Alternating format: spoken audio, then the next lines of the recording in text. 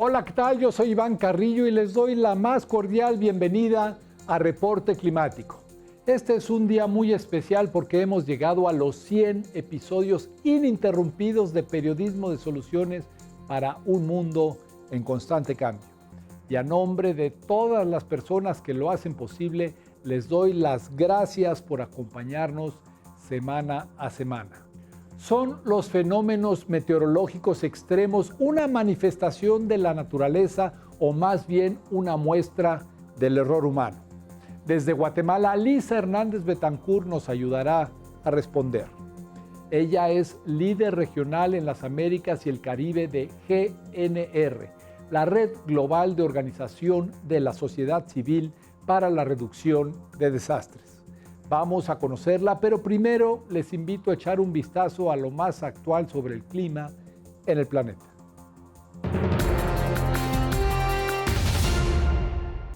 A mediados de junio, en el marco de las acusaciones que enfrenta en España por supuestos delitos fiscales, Shakira le dijo a un juez que una vez pidió aterrizar brevemente su avión solo para darle un beso a su expareja. Esto disparó las críticas a la cantante en redes sociales y encendió argumentos ambientalistas contra el uso de los jets particulares. Los vuelos privados son muy contaminantes y, a pesar de la crisis climática, se encuentran tan a la alza que apenas en 2022 aumentaron 64% y rompieron récord en Europa. Al otro lado del mundo, en Estados Unidos, el desplazamiento de la minúscula fracción de personas que poseen un avión particular emite en un año la misma cantidad de dióxido de carbono que toda la flota de camiones de pasajeros del país. A nivel global, la aviación es responsable solo del 2.4% de las emisiones totales que calientan al planeta. Pero la mitad de esa contaminación proviene del 1% de la población. El reclamo es que mientras mucha gente se compromete en ser más amigable con el ambiente, unos cuantos millonarios contaminan en enormes cantidades sin consecuencias. La Unión Europea está haciendo un llamado internacional para que los países dialoguen acerca de la geoingeniería climática, informó Bloomberg. Dicha disciplina consiste en un conjunto de técnicas emergentes que tienen el potencial de intervenir y alterar los sistemas de la Tierra a gran escala. Una de las propuestas es inyectar a la atmósfera aerosoles que actúen como una sombrilla y otro planeamiento es el de colocar espejos capaces de desviar la energía solar. Los partidarios de la geoingeniería sostienen que es una forma de ganar tiempo frente al calentamiento global y una especie de póliza de seguro para las próximas generaciones. Sin embargo, sus críticos dicen que solo distrae de la acción climática más urgente y eficaz, la reducción de la quema de combustibles fósiles. Algunos expertos han advertido que la geoingeniería supone riesgos para las personas y los ecosistemas, y en el peor de los casos podría tener efectos secundarios imprevistos, como la pérdida de los patrones vitales de lluvia.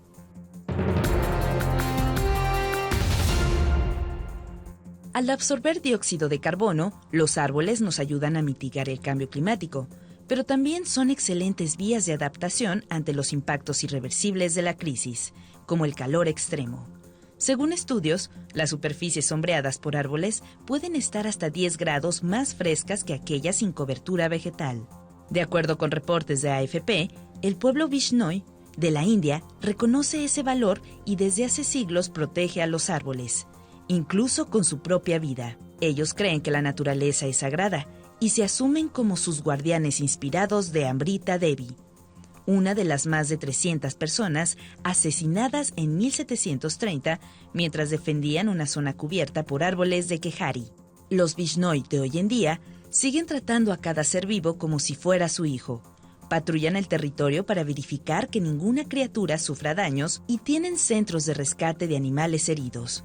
Para ellos, ese respeto es la manera en la que la humanidad puede avanzar y desarrollarse. La Federación Internacional de Sociedades de la Cruz Roja y de la Media Luna Roja señala que los desastres son perturbaciones graves del funcionamiento de una comunidad que excede su capacidad para hacer frente con sus propios recursos y la crisis del clima está incrementando su complejidad.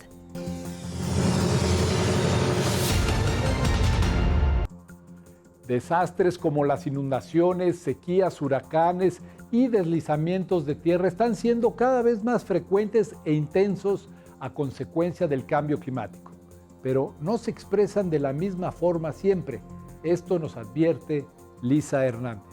El cambio climático, que creo que es un conocimiento que todos tenemos, y en algunos países más afectados estos daños llevan años acumulándose y sobre todo que tiene efectos a todo nivel. Entonces las palabras pérdidas, daños, vulnerabilidad son términos que cubren desde pérdidas económicas como vivienda, tierra, granjas, negocios, como las no económicas, que es la vida de las personas, que es más importante, sitios culturales, el tema de la biodiversidad. En el tema de la biodiversidad a veces no son reversibles, por supuesto en el caso de una vida humana. Y también el daño es cuando ocurren estragos en la naturaleza.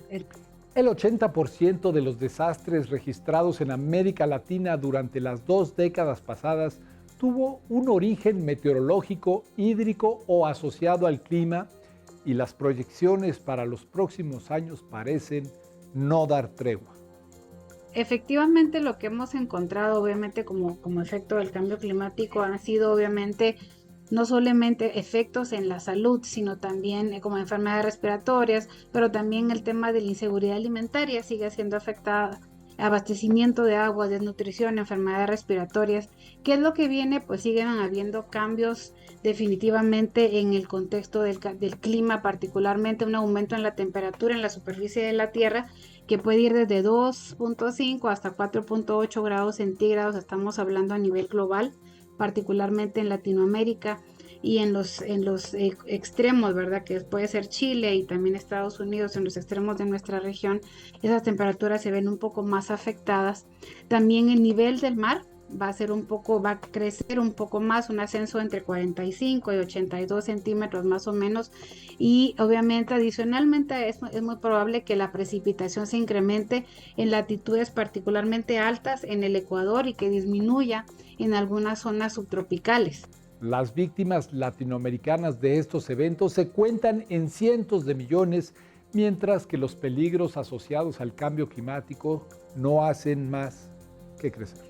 Generalmente sabemos que América Latina y el Caribe es una región particularmente vulnerable a las amenazas del cambio climático y entre otras razones, obviamente el tema de la biodiversidad que te mencionaba, son aspectos que van a ser fuertemente afectados y que no es algo nuevo, es algo que viene pasando en los últimos 20 años, pero que se ha tomado conciencia particularmente en los últimos 15 años en particular. Entonces, obviamente tomando en cuenta el tema de los efectos económicos de todos los servicios ambientales, un elemento de juicio que se debe tomar en cuenta, particularmente de prepararnos económicamente y crear un poco de conciencia a nivel en lo que respecta a GNR, el tema del rol que juega la sociedad civil en levantar la voz y crear conciencia de que esto está pasando, nos está afectando ya y que muchos de los gobiernos no tienen una política que precisamente pueda ser enfocada a la prevención y a la construcción de resiliencia a raíz de los efectos del cambio climático. En el contexto del cambio climático, ser resiliente significa mantener el funcionamiento de nuestros sistemas de vida pese a las perturbaciones. Brevemente te cuento que hemos realizado particularmente encuestas en más de 119,000 miembros de las comunidades a nivel del mundo, incluyendo Latinoamérica, por supuesto, y para poder entender desde la perspectiva de las comunidades cuáles son esas amenazas a la vida, a los ingresos, a los medios de vida. Estos datos lo que estamos haciendo es transformándolos en planes de acción comunitaria que se dirigen a nivel local para fortalecer precisamente el tema de resiliencia y campañas de incidencia a nivel nacional. Entonces, sí estamos trabajando con las autoridades locales, sí estamos trabajando con los cuerpos de respuesta de emergencia. De hecho, muchos de los miembros de GNR son parte de esas mesas de diálogo de los clústeres de Naciones Unidas que responden a la emergencia humanitaria. Entonces, sí ya somos parte de esto y parte de nuestro trabajo es poder impulsar que sean las propias comunidades las que digan cómo hacer este proceso, ¿verdad? Tienen un objetivo de poder aumentar la inclusión y la participación de estas comunidades en precisamente ser actores clave de la propia reducción del riesgo gestionado desde ellos mismos. La idea es que los mecanismos de adaptación al cambio climático surjan del territorio y sus habitantes. Parte de lo que hacemos con nuestros miembros es liderar esos movimientos de adaptación al contexto local en todo el mundo, no solamente en Latinoamérica, sino en todo el mundo, a través de promocionar el liderazgo comunitario. Son las primeras en responder, pero no son necesariamente las que están sentadas en las mesas de toma de decisión. Entonces, parte de lo que promovemos es eso, que hayan voces de las mujeres, de las personas con discapacidad, de otras poblaciones que no somos vulnerables, sino que las circunstancias nos hacen vulnerables y que podamos ser parte de estas campañas a nivel nacional, a nivel local, a nivel comunitario, para que las decisiones se tomen en conjunto y que sean las comunidades las que accionen en los planes, en las decisiones y las acciones para mejorar el desarrollo de sus propias comunidades. Siguiendo tales principios, la organización a la que pertenece Lisa Hernández llevó a cabo un análisis de gran impacto. Bueno, este proyecto particularmente es un proyecto que viene implementándose en GNDR desde hace más de 10 años. Seguramente lo has escuchado, es el proyecto Visión de Primera Línea. Ha cambiado un poquito de nombre, pero ha trabajado en más de 3.000 comunidades alrededor del mundo. O sea, es un trabajo que se ha hecho por muchísimos años. Y de ese análisis, de esas encuestas que se hicieron, se obtuvieron varias conclusiones. Descubrieron, por ejemplo, que las amenazas complejas requieren soluciones integradas.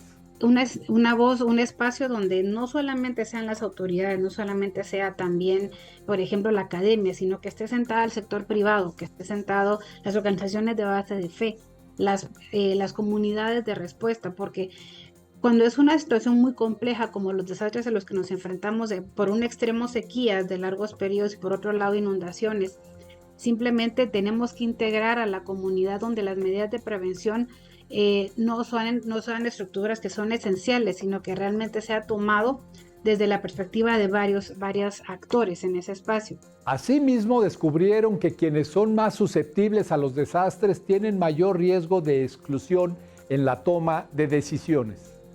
Si escuchas, una retórica común de la que hemos encontrado es la falta de espacio, la ausencia de las voces de las comunidades en estos espacios.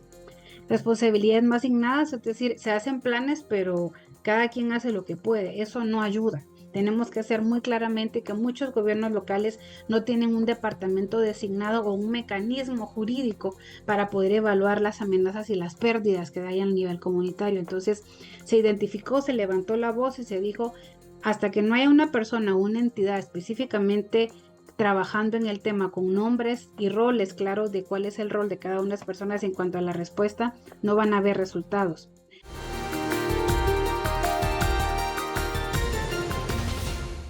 Los desastres perjudican sobre todo a los pobres y vulnerables. Según datos del Banco Mundial, el 82% de las muertes por este tipo de catástrofes ocurren en países de ingreso bajo y mediano bajo.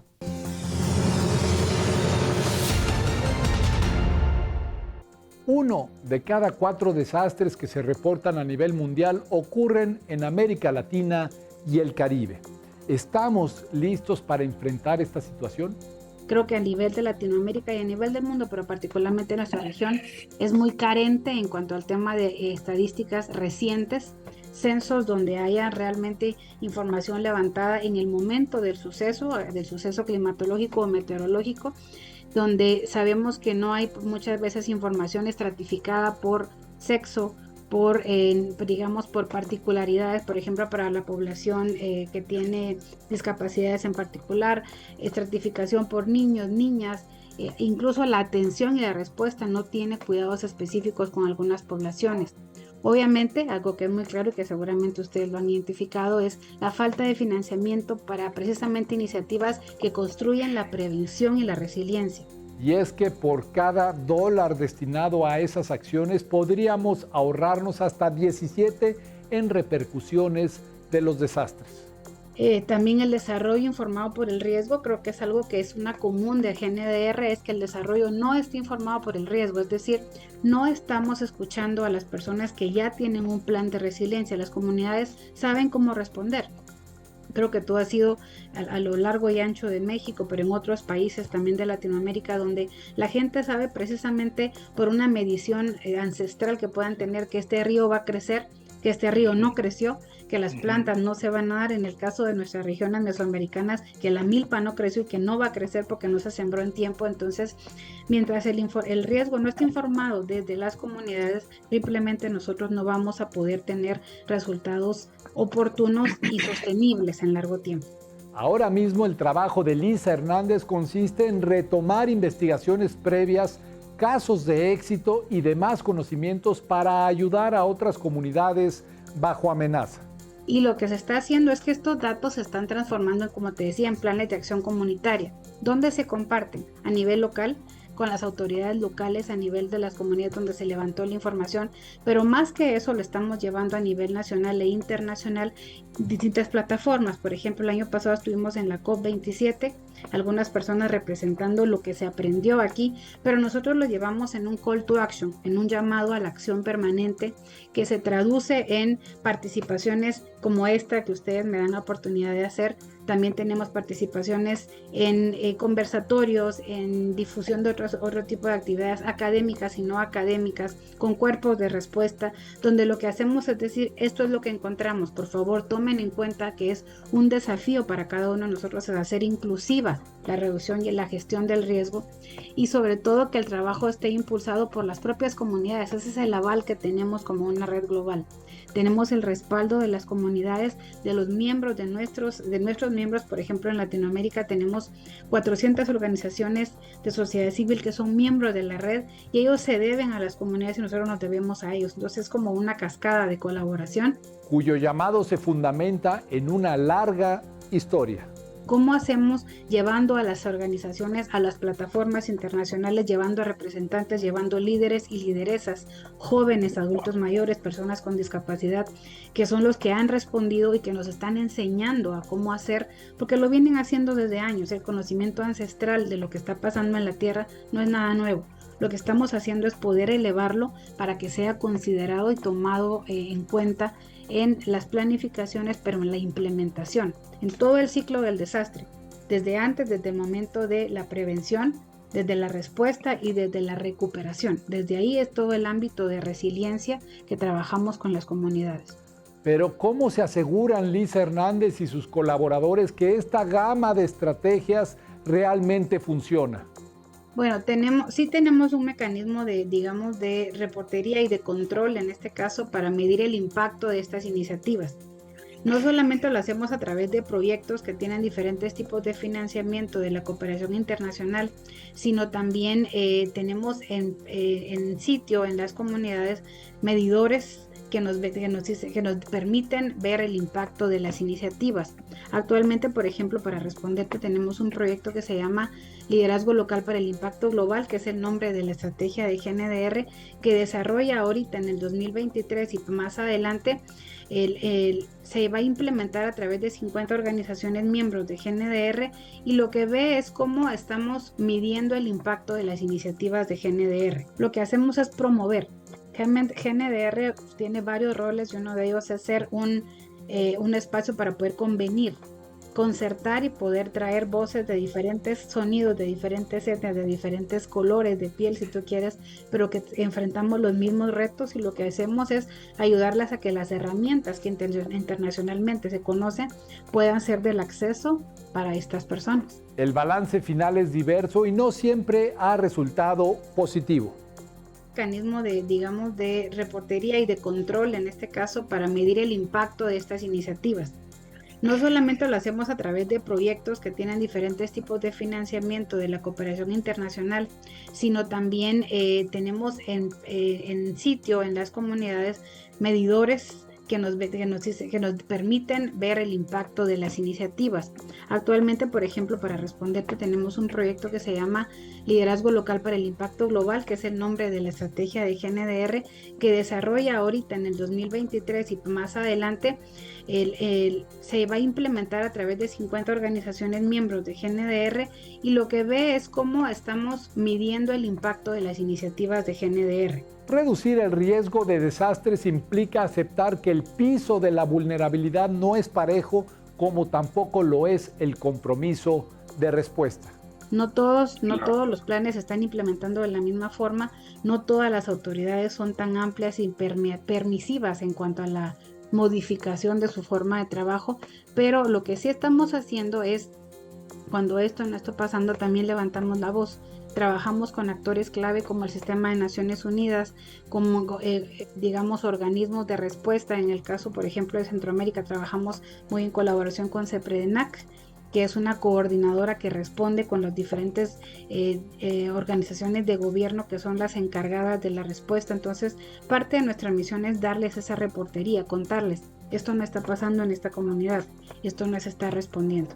El siguiente paso es empoderar todavía más a esas figuras de liderazgo. Bueno, por principio, eso es importante que lo sepamos y que lo dejemos claro. Las mujeres no somos vulnerables, ¿sí? Las personas con discapacidad no son vulnerables por su propia naturaleza. Las circunstancias, el ambiente nos hace vulnerables. ¿Por qué? Para ponerte un ejemplo muy claro. A la hora de los desastres, el desastre afecta de diferente forma a una mujer, a un hombre o a una persona con discapacidad, a un joven o a un niño. El desastre es el mismo, pero la forma en que nos afectan y la forma en que lo afrontamos es muy diferente. Te pongo un ejemplo puntual, por ejemplo, una inundación en cualquier parte de México.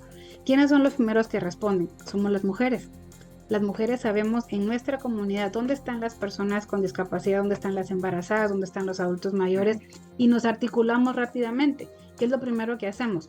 Nos organizamos, vamos a un lugar seco, buscamos un espacio, sea la iglesia, sea un salón municipal, sea un área donde la gente ya lo tenga identificado y lo que empezamos a pensar es qué tenemos a la mano, qué recursos tenemos.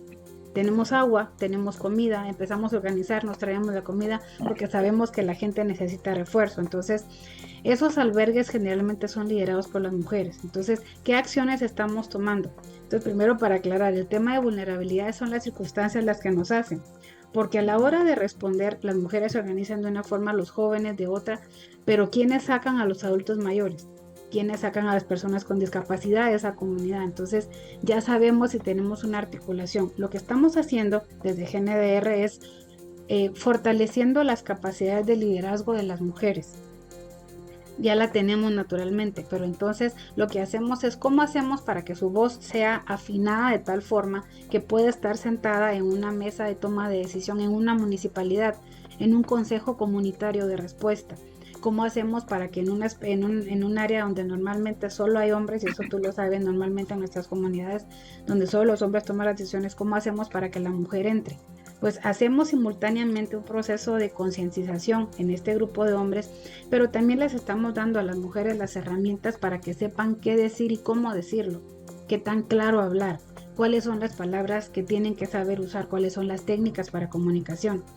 Gracias por permanecer en Reporte Climático y por su compañía a lo largo de casi 2 años de transmisiones y 100 episodios. Mi nombre es Iván Carrillo y por supuesto que los espero la próxima semana con más periodismo de soluciones para un mundo en constante cambio.